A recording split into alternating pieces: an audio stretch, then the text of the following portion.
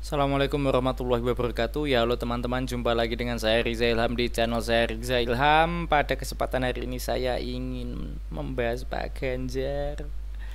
Pak Ganjar, ada apa dengan dirimu Pak Ganjar? Anda itu pasangan Ganjar Mahfud, bukan Ganjar versus Mahfud. Anda menilai penegakan hukum di Indonesia jeblok.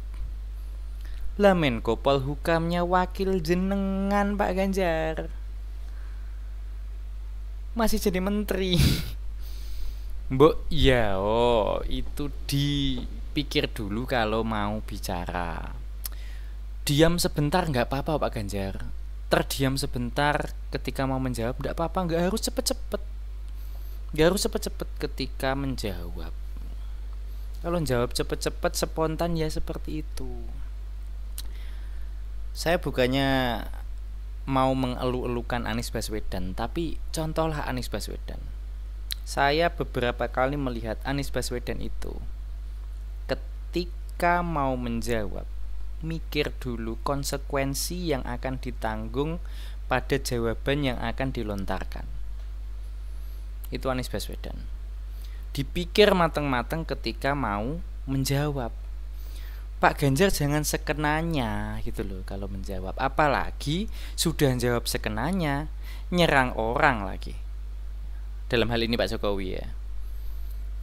Penegakan hukum dinilai jeblok pada era sekarang, di mana presidennya Pak Jokowi, Menko Polhukamnya Pak Mahfud MD, Pak Mahfud MD, cawapresnya Pak Ganjar.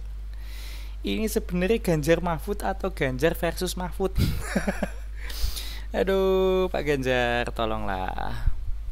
Jangan seperti ini, Pak Ganjar. Para orang-orang yang tidak memilih Pak Ganjar ribut di sana ngomongin ini, Pak Ganjar. Nah, Pak Ganjar ini kan capres. Harusnya itu swing voter bisa ditarik, undecided voter bisa decided untuk memilih Pak Ganjar. Kalau bisa pemilih lain ditarik memilih Pak Ganjar. Itu harusnya seperti itu Pak Ganjar. Kalau seperti itu nanti bisa menang.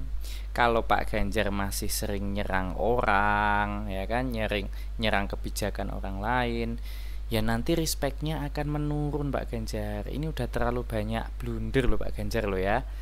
Tolong Pak Ganjar, buatlah pemilu ini lebih seru daripada ini. Kalau seperti ini nanti prediksi saya bisa tembus loh. Pak Ganjar bisa-bisa nggak lolos putaran kedua gitu loh. Aduh, ya seperti yang saya bilang sih di video kemarin, saya itu berpandangan bahwa ini formasi yang terbalik. Harusnya itu Mahfud Ganjar, bukan Ganjar Mahfud. Karena kalau saya menilai pengalamannya lebih bagus Pak Mahfud. Pak Ganjar ini kalau saya menilai agak gerusa-gerusu ketika menjawab dan kadang emosional gitu loh. Ya, formasi capres cawapresnya Pak Ganjar Mahfud ini kebalik kalau menurut saya. Nah, masukan aja untuk Pak Ganjar, tolonglah lebih hati-hati. Lihatlah Anies Baswedan bagaimana dia menjawab. Berpikir dulu baru bicara, bukan bicara dulu baru kepikiran. Seperti itu ya Pak Ganjar ya. Dan saya sih kalau melihat Pak Prabowo, Pak Anies itu kok terlihat damai ya, tidak menyerang orang lain gitu atau kebijakan orang lain. Kan dulu Pak Ganjar pernah membanggakan baju hitam putih masukan dari Pak Jokowi itu bajunya katanya ya kan.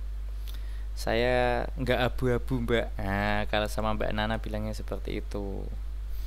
Ya emang sih nggak abu-abu, tapi kadang kalau menjawab itu ya dipikir dulu Pak Ganjar, nanti berpengaruh ke elektabilitas loh.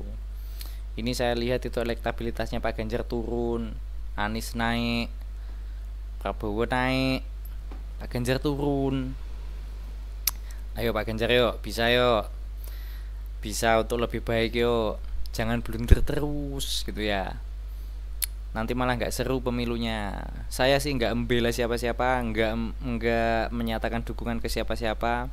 Saya hanya penonton dan komentator saja gitu ya. Ya itu sih masukan untuk Pak Ganjar, semoga bisa menjadi lebih baik. Ingat, Anda itu Ganjar Mahfud, bukan Ganjar versus Mahfud gitu ya. Gitu ya Pak Ganjar ya. Ini cuma masukan aja lo ya. Saya enggak gimana-gimana, enggak benci Pak Ganjar juga. Kalau ketemu Pak Ganjar juga paling saya minta selfie. Gitu ya. Santai Pak Ganjar ya. Oke. Ya udah, gitu aja video dari saya. Semoga aman. Wassalamualaikum warahmatullahi wabarakatuh. Aduh, ngeri-ngeri sedap.